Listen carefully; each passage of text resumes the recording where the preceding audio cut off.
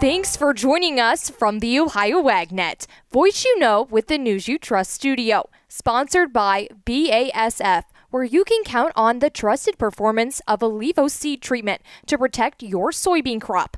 I'm Allison Kinney. Now let's take a look at what's making agricultural news. A new USDA labeling rule takes effect January 1, tightening standards for when meat, poultry, and egg products may be identified as a product of the United States. Under the regulation, finalized in March of 2024, companies may use labels such as Product of USA or Made in the USA only if the animals were born, raised, slaughtered, and processed in the United States. Meat from animals imported live for feeding or processing no longer qualifies. Products that are minimally processed may use qualified claims such as noting they were sliced or packaged domestically using imported meat. The rule does not require companies to use U.S. origin labels, but any firm that does must maintain records supporting the claim. USDA will generically approve labels without additional verification programs. The regulation applies only to domestic sales, not exports. Critics warn that it would strain trade ties, particularly in Canada and Mexico,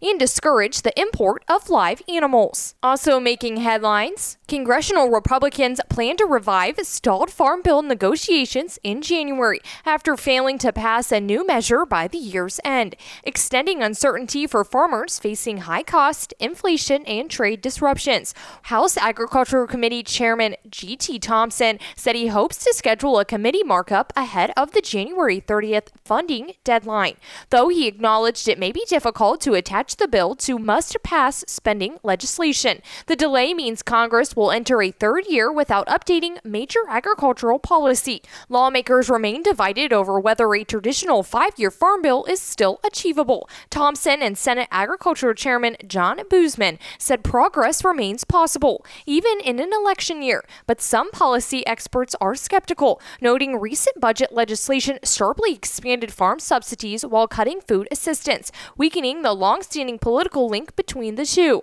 Congress extended the 2018 Farm Bill for another year in December, giving the lawmakers until September 30th of 2026 to enact a replacement. Now to Ty Higgins on a recap of our most recent podcast. Episode 423 of the Ohio AgNet podcast is now online at ohioagnet.com. Our farewell to Dale Minyo. He's retiring at the end of the year, and he shares some of his memorable moments and the reason he's been doing this for the past 30 years. The world's run by those that show up. Thank you for showing up. I sincerely mean that. I started the first broadcast after Ed's passing was thanks for joining us. And I've meant that every day ever since on every broadcast. As part of our opening now, it's important that we recognize you're out there and need information, and we try to serve it to you in the best and sometimes entertaining way that we can. Also on the podcast, I talk with Dr. Leah Dorman. She is part of the newly created Protect Ohio initiative to get more youth involved in veterinary medicine. I think part of my role is to be able to offer some opportunities that maybe didn't exist when I was in their shoes. And that's really part of what Protect Ohio is about, is that collectively Protect Ohio can offer some of those opportunities, scholarships, which is one of the things that we've already done, is we've been able to offer some scholarships to students who are interested in going back to a rural community in Ohio and who are interested in large animal medicine to alleviate that college debt load once they come out. That's huge, because when you don't have quite that big payment coming out, you can potentially look at that as an option that maybe they wouldn't otherwise be able to do. Then Joel Panorwood visits with Dr. Margaret Judlowski about the future of labor in agriculture and how H-2A needs to be a big part of the policy conversation moving forward. There's a lot of different answers. I think recognizing the fact that there needs to be some sort of policy for agriculture that makes sense. It's an industry that matters hugely for the future of our country. It mattered hugely in the history of our country. And in order for it to continue to have that role, food production is going to happen somewhere, regardless of whether that's happening in other countries where they have a more flexible labor market policy, or if it's happening here, it's going to happen somewhere. And if we want it to keep happening here, there just needs to be a realistic labor market solution. That's all on the brand new Ohio AgNet podcast, the audio and video versions online at ohioagnet.com.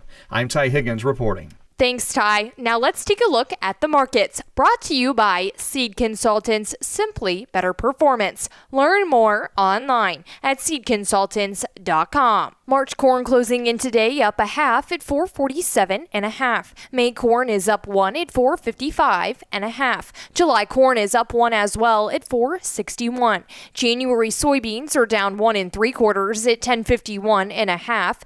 March soybeans are down 1 1/4 at 1063 3/4. July wheat is up 1 1/4 at 538.5. September wheat is up 1 1/2 at 552. Now looking to livestock, December live cattle is down 190 at 228.82. February live cattle down 142 at 230. February lean hogs is up 62 cents at 85.97, and March feeder cattle are down 150 at 339. Thanks for joining us. You're listening to the Ohio AgNet.